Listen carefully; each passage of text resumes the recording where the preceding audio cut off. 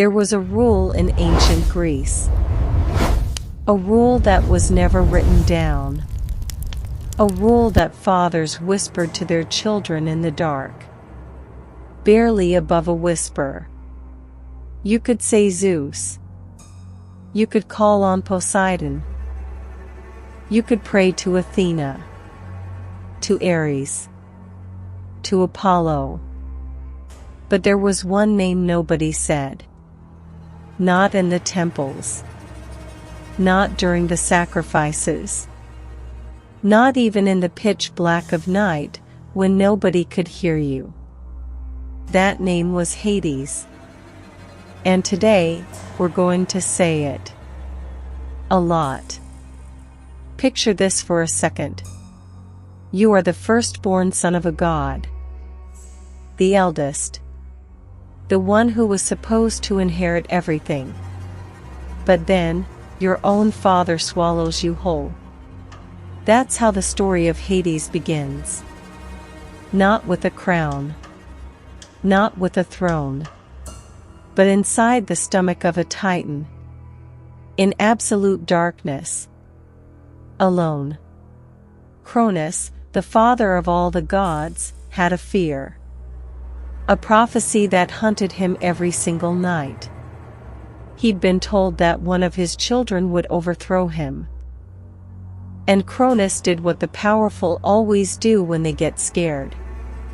He destroyed what he loved before it could threaten him. Demeter. Hestia. Hera. Poseidon. One by one. Every newborn, devoured. And Hades was the first. Can you even imagine that?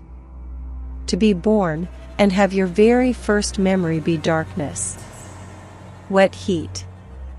Total silence. No light. No touch. No love. Just the sound of your father's heartbeat above you. Like a taunt. Hades didn't choose the darkness. The darkness was the only thing they ever gave him. And that changed everything. When Zeus finally freed his siblings, when Cronus was forced to vomit his children back into the world, everyone thought a new age was beginning. A fresh start. A new order. But before that new age could start, the world had to be divided. And that division sealed Hades' fate forever. Zeus. Poseidon. Hades. The three surviving sons. The three who had survived the darkness inside their father's gut. Each one would draw lots. The winner picks first. Zeus won the sky. Poseidon took the seas. And Hades got what nobody else wanted. The realm of the dead. Some ancient texts say the lots were rigged. That Zeus manipulated them. That the eldest son, the firstborn, the one who was swallowed first, was robbed of his birthright. Again. Twice now. First devoured, then pushed aside. But Hades didn't fight it. He didn't scream. He didn't weep. He took his kingdom. He descended. And he never looked up again. Why look toward heaven when heaven had already turned its back on you? The Greek underworld was not what Hollywood sold you. It wasn't fire and torture. It was something far more unsettling than that. It was a place of eternal silence. Souls arrived like fog. Shapeless. Nameless. Without memory. The river Lethe waited on the bank. One sip of that black water. And everything you ever were was gone. You didn't just die once. You died twice. First your body, then you. And Hades presided over all of it, seated on a throne of black iron and bone, watching millions of souls drift through his kingdom. Not crying, not laughing, nothing. You know what's most disturbing about all of this? Hades was the most powerful god in the entire Greek pantheon. Not Zeus. Hades. Because in the end, everyone wound up in his kingdom. Heroes, cowards, kings, slaves, minor gods. Everyone. The only deity who could never lose followers was Hades. And still, nobody wanted to say his name. The Greeks weren't afraid of death. Not exactly. They were afraid of something far more specific. They were afraid of catching his attention. If you said the name of Hades out loud, what if he heard you? What if he turned his head? What if he decided it was your turn? The Greeks had workarounds, euphemisms, safe words. They called him the Gracious One, the host of many, the unseen. Pretty words, safe words, words that couldn't wake something that shouldn't be woken. Pluton, Polydegmon, any name but the real one. Why are we so terrified of what we can't name? Because naming something means admitting it exists. And admitting it exists means accepting it can reach you. And Hades could always reach you. There's something the myths almost never talk about. Hades was lonely. Not metaphorically. Literally. While Zeus had Olympus packed with gods, parties, lovers. While Poseidon ruled seas teeming with life. Hades governed a kingdom of silence and forgetting. His subjects couldn't speak to him, couldn't see him, couldn't remember him. He was the god most ignored by his own followers. Across all of Greece, barely a handful of temples bore his name. One in Elis, one in Sparta, a few more, scattered. Zeus had temples in every city. Athena had the Acropolis. Apollo had Delphi. Hades had the quiet. What does an all-powerful being do with loneliness? It reaches for the one thing that might fill the void. An impossible love. Persephone was picking flowers in a meadow in Sicily. It was a perfect morning. Golden light. The smell of hyacinth. A soft breeze. The kind of morning that makes you believe the world is a safe place. And then the earth split open. Not slowly. Not with a warning. With a violence that sent every bird in the field screaming into the sky. And from that crack in the ground, a black chariot rose. Black horses. Black armor. And in that chariot, Hades, the god nobody could name, had come to claim something of his own. He took Persephone and descended. The official story calls it an abduction. That Hades took her without consent. And that's true. But the oldest texts whisper something else. Hades had asked permission. From Zeus. From Persephone's family. And Zeus, the great father of the gods, said yes. Without asking Persephone. Without telling Demeter, her mother. The greatest crime in this story wasn't Hades. It was Zeus. But Demeter, goddess of the harvest, didn't see it that way. When Demeter realized her daughter was gone, something inside her broke. She searched for Persephone for 9 days, 9 nights. No food, no sleep. And when she finally learned the truth, that her own brother Zeus had handed her daughter away like a coin, she did the only thing she could. She killed the world. The fields dried up. The fruit rotted on the vine. The ground turned to stone. People started dying of starvation. One by one. Town by town. And the cruel irony was that every death meant another soul arriving in Hades' kingdom. The god who'd only wanted love was triggering the destruction of the world. His love was so total it was almost apocalyptic. Zeus eventually ordered Persephone returned. Even the king of the gods feared a dead world. Hermes was sent down to the underworld. And Hades agreed. But before Persephone left, Hades offered her something to eat. Pomegranate seeds. 6 small pomegranate seeds. There was an ironclad law of the underworld everyone knew. If you ate food in the realm of the dead, you belonged to the realm of the dead. Did Persephone know this law? The myths never say clearly.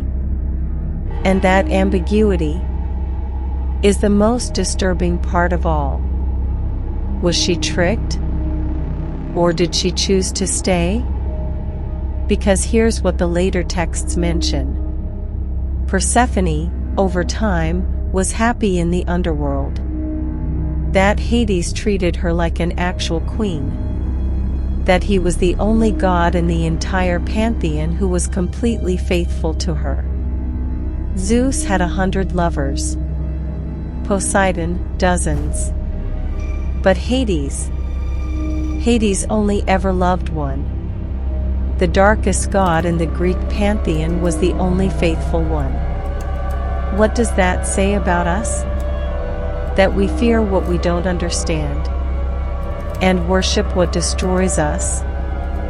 If Hades was the god nobody could name, there was one mortal who dared something even more insane: to walk into his kingdom alive. Orpheus wasn't a conventional hero. No carved muscles. No legendary sword. He had something more dangerous. A voice that made the trees weep. When his beloved Eurydice died from a serpent bite, Orpheus did the unthinkable. He picked up his lyre. He sang. And he walked into the underworld. Cerberus, the 3-headed dog guarding the gates, lay down and listened. The Furies, creatures of eternal punishment, cried for the first time in their existence. The condemned in Tartarus forgot their suffering just for a moment. And Hades, the god nobody could name, the one who never cried, the one who watched millions die without flinching, heard Orpheus' song and wept. The love of one mortal man reached where nothing else ever had. The heart of death itself. Hades gave Eurydice back. One condition. Orpheus would walk back to the land of the living. Eurydice would follow behind him. And under no circumstances, none, was he to look back. Orpheus walked. Eurydice's footsteps followed behind him. The tunnel was long, dark, almost perfectly silent. And then, her footsteps stopped. Was she still there? Had he lost her? Was the underworld already pulling her back? Orpheus turned his head. And in that instant, Eurydice was gone. Forever. Her eyes barely had time to find his. A fraction of a second. One brief flash of contact. And then the dark swallowed her whole. Hades' condition wasn't cruelty. It was a test. Can you love someone without needing constant proof they're there? Can you trust even when you can't see? Can you resist the fear of loss? At the exact moment you're most terrified of losing? Orpheus didn't lose Eurydice because he was weak. He lost her because he loved her. And that's why this story still hurts. I've been telling you the myths. Now I'm going to tell you what the myths were hiding. Hades was not the god of death. In Greek mythology, death was Thanatos, a completely different deity. Hades was the god of the dead. That difference changes everything. He wasn't the killer. He was the one left holding what life threw away. Hades didn't roam the earth killing people. He simply received what life discarded. He was the administrator of forgetting, the archivist of everything that ceased to exist. And that is somehow darker than being a killer. Killers act out of emotion, hatred, fear, greed. Hades acted out of necessity, cosmic order. No hatred, no pleasure, nothing. Duty without feeling is the most terrifying form of power there is. But there was one man who went further than Orpheus. Sisyphus, king of Corinth. The craftiest man who ever lived. Or so he thought. Sisyphus spied on the gods. He leaked their secrets to mortals. He believed himself untouchable. When his time finally came, Thanatos was sent to collect him. And Sisyphus chained Thanatos up. He caught him, chained him, locked him in his basement. Nobody died. Nobody in the entire world died. Soldiers on the battlefield kept fighting, but couldn't fall. The sick kept suffering, but couldn't rest. A world without death isn't paradise. It's a nightmare with no way out. Ares was the one who finally freed Thanatos. The god of war hated battles with no outcome. And Sisyphus was hauled down to the underworld. But Sisyphus had left instructions for his wife. Don't perform the burial rites.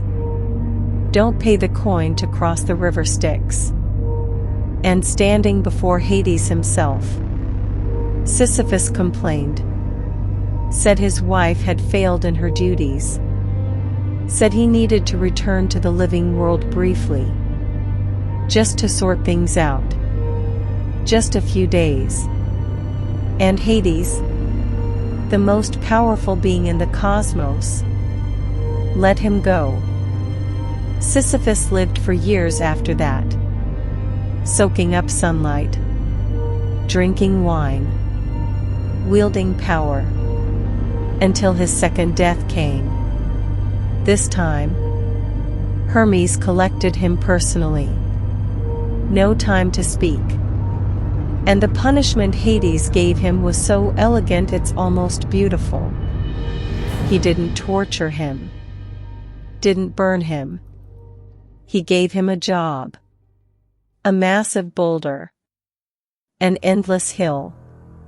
Push the boulder up. Always.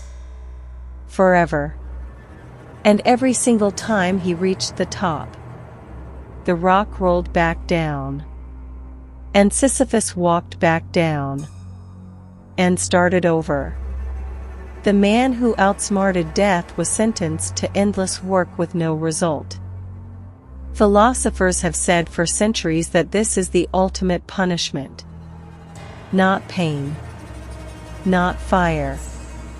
Relentless effort toward a goal you will never, ever reach. What if Sisyphus isn't a myth? What if it's a mirror? Work. Almost get there. Fall. Start again. Over and over. Never arriving. Who says we're not all pushing a boulder up the same hill? There's a question scholars have been asking for centuries. Why were the Greeks so terrified of Hades? He was fair. He was faithful. He was orderly. Not whimsical like Zeus. Not violent like Ares. Not deceptive like Hermes. And yet he was the most feared of them all. The answer is uncomfortable. They feared him because he represented the truth. The truth nobody wants to hear. That time is finite. That power is temporary.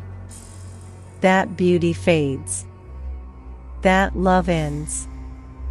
That empires crumble. That even the gods die when no one remembers them. Hades wasn't death. He was inevitability.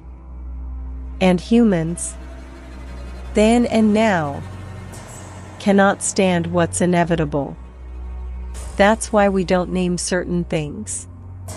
Why we avoid certain thoughts. Why we build kinder idols. Gods who promise eternity.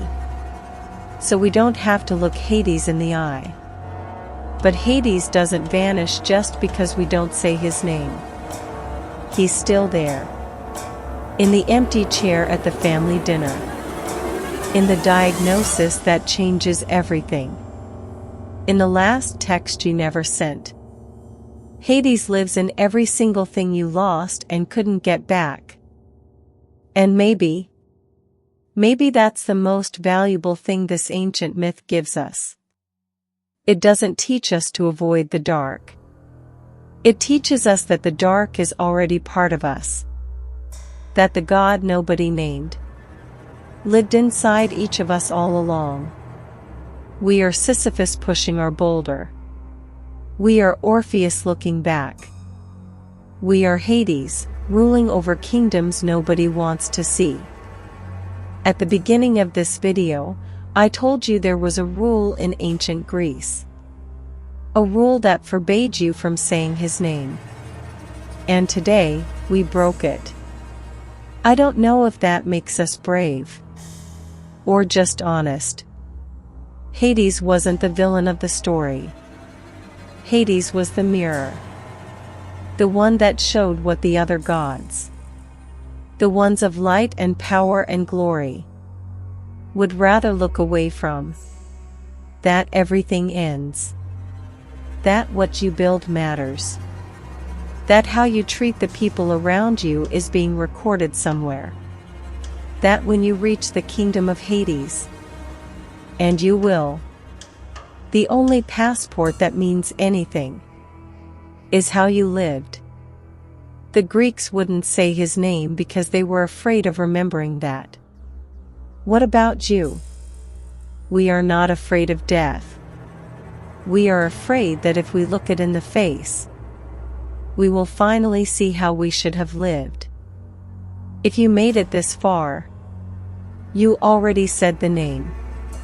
You already looked him in the eyes. And you know what? Nothing happened. Or maybe exactly what was supposed to happen, happened. What dark myth do you think holds the deepest truth about being human? Drop it below, if you dare. See you on the other side.